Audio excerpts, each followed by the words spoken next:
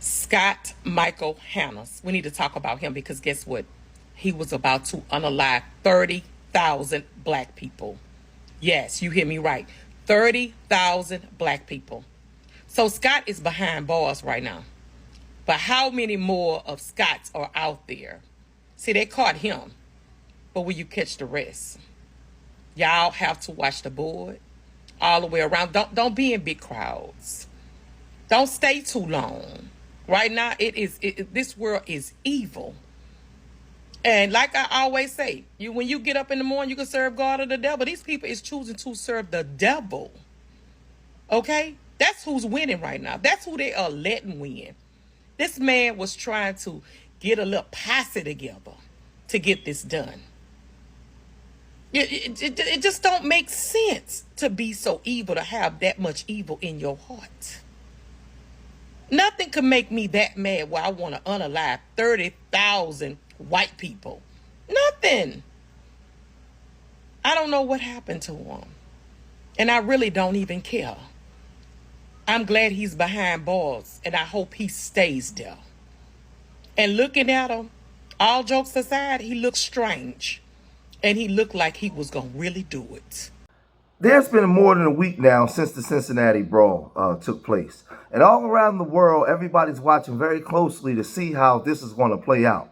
We know that there's been 5 to 6 black people arrested in regards to the crime that took place on that day of the Music City Festival in Cincinnati, right? There was alleged some Russian people that came, and there was an argument that ensued in the streets that spilled out into the streets around 3 o'clock in the morning, right? And ultimately, there was a fight broke out where you saw between two groups, one black group and some W folks. And the black people got the best of the W folks in the fight, and the news and the media went crazy. And the vice president, the senator, the mayor, the governor, everybody, they started to politicize the situation to the point where they just made the black people guilty before they even had a chance to even see the courtroom. And everybody across America wanted justice. But then there was the footage, right?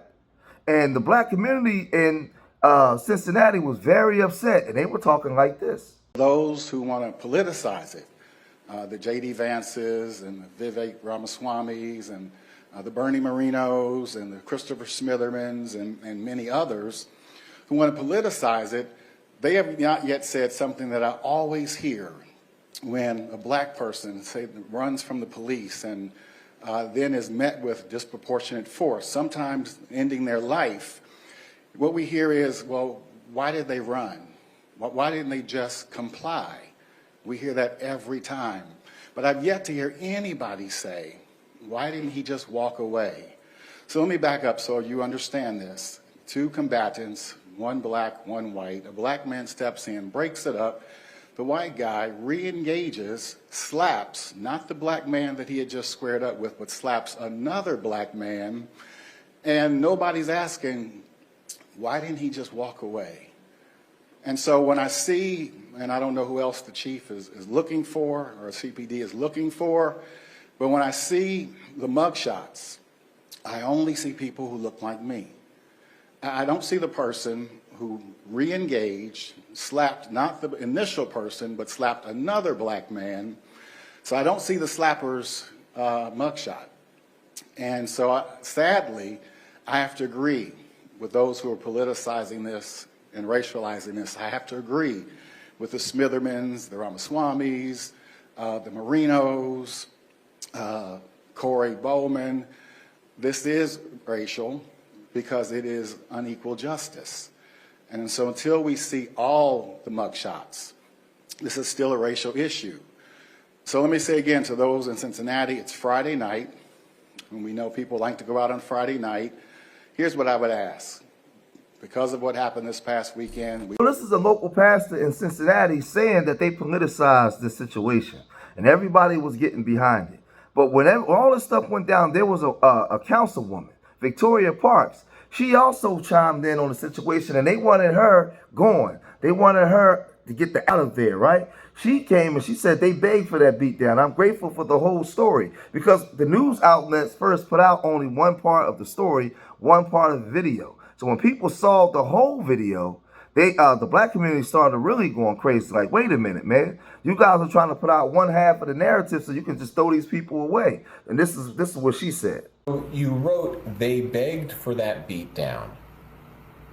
Does anyone deserve that kind of beatdown? Nobody deserves a beating. There is such thing as inappropriate actions, and there are consequences to actions. And that is what my post meant. So now with all this stuff going on, there's a lot of angry W folks, right?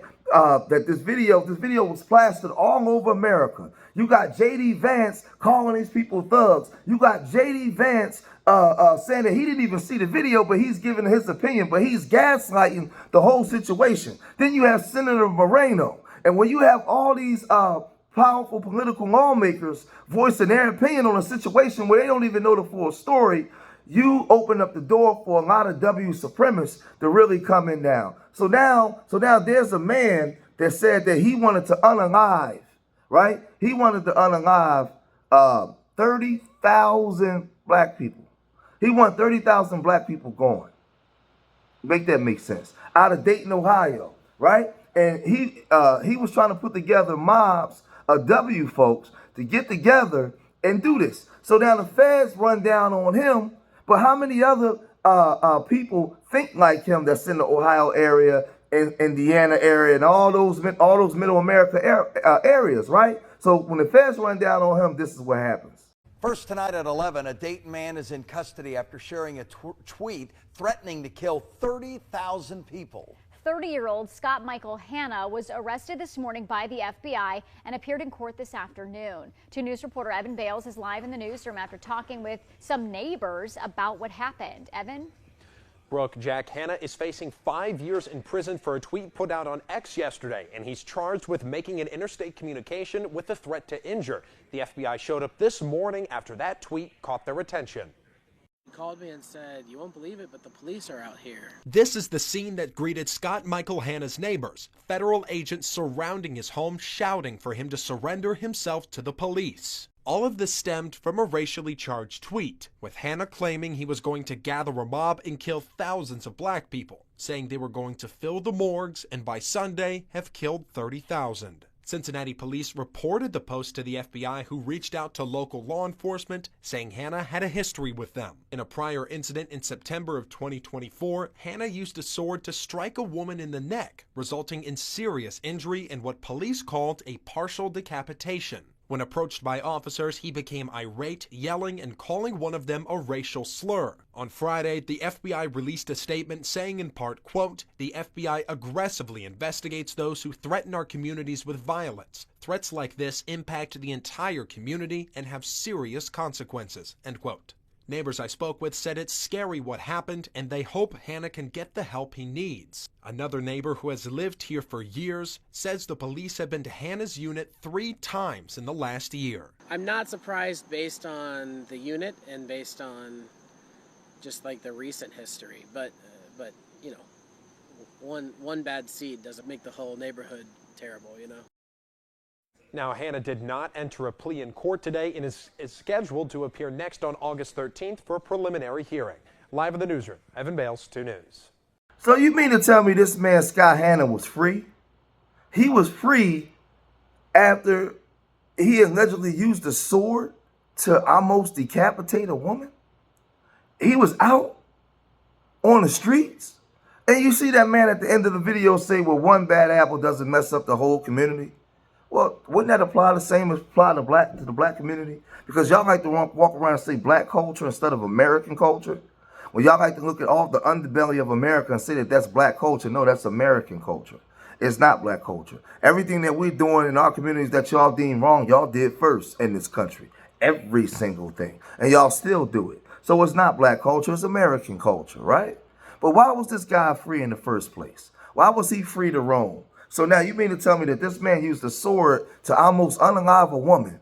Now he's trying to get together hordes of W folks to go unalive some black folks to the point where the feds got to run down on them? And look at the media coverage this getting. Very little media coverage. So you mean to tell me this is not a federal hate crime? It should be. It should be, because how many other W folks think like this man?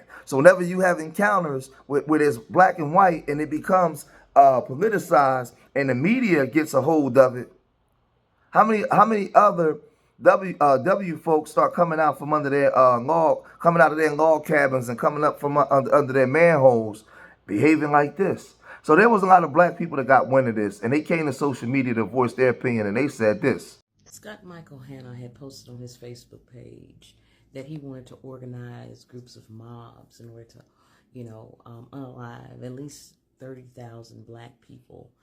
And what got me is that even amidst that, from what I was reading, saying that he was facing 5 years in jail. Now, this is the same guy, y'all, who had, by their own admission, been released after trying to, which he was charged with partial decapitation of a woman because it, got against part of her neck or whatever. But for it to be that serious, y'all, think about it. So, but the fact that he was released, which is, of course, some white privilege type things, because a black person could have never, they would have been thrown away without the key the first go round.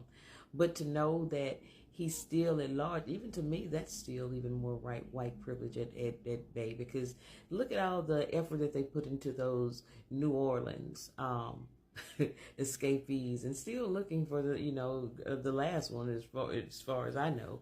But so where is all this effort? Where is all this manpower for somebody? I guarantee you, if it had been that he had made a threat against a different group of people, different race of people, that the urgency would be amped up, a lot. I guarantee you that his face would be plastered from, east to the west, to the north, to the south, and in between. I mean, would literally have shut down things to make sure to get it done, because, of course, that race can't be threatened. But, we're going to pretend and act as if, because he put it on Facebook so it's known, and we don't want the black people to get outraged and start rioting or doing some things to, disquiet the situation. So what we're going to do is act like, that we're actively searching and pretend that we really want him caught for this, because he was charged with, I want to say they charged him with international threats to injure or something like that. That's the charge. And so, yeah, we're going to call it something like that to lessen the blow on Scott Michael Hanna. And this happened in Cincinnati. Cincinnati has had a whole lot of things going on lately, y'all. But, yeah, I find that, real suspicious. Now I'm gonna say this. There's a lot of Scott Hannas across this country. When you have Donald Trump running off "Make America Great Again," and when was America ever great, right? For people like me, black folks, or other groups, right?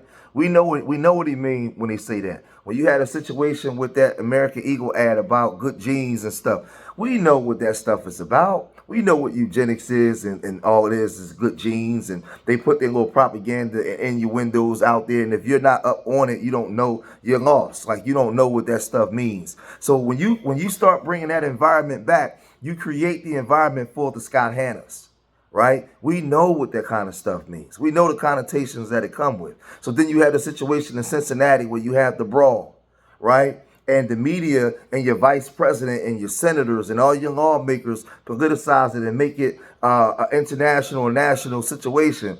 Now you exacerbate a problem that already was that was there, but it was just being suppressed or quiet. Now they're walking out boldly, right? And just think about it. There's 5 to 6 people that's arrested. The W folks in the video has yet to be arrested. And for me, the way that they politicize this, I don't think that they're going to arrest them because it'll mess up their voting block and their voting base. Because they use the media to demonize these black folks. So now to turn around and go lock up any of these W folks, it will make the senator look bad. The senator had the audacity to come out and say he's not going to allocate any funds to Cincinnati until they get this, until they do what they're supposed to do. That's what he said, right? The governor chimed in. The vice president chimed in. So now how would they turn around? What would they look like now turning around and arresting any W folks, right? And expect their voting base to be happy with them. And this is the stuff that they do. And this is why you're seeing them hesitate to arrest the W folks, even though they got video. So when we tell you that we don't have no friends, we tell you that we need a reparations clause because the way our image has been portrayed, the way our bodies have been disrespected, everything on all levels. On all levels. And they've done it so much to the point where you begin to normalize it. You just think that this is okay. It's okay for W folks to treat you this way. And it's normal for you to respond. Now, I've been watching, and the national black leadership has been very quiet on this topic. They haven't really said anything.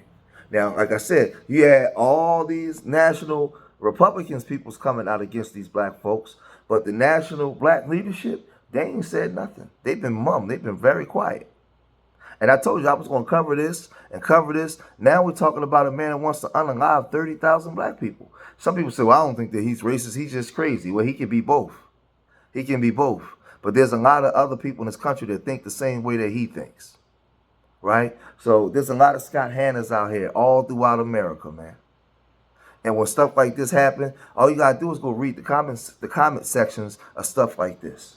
But I'm going to cut this video short here. If you made it this far in the video, hit that like button. Subscribe to Street Media TV. Leave your comments in the comment section. Let me know what you guys think. And remember, I love you all. Till the next time. Peace.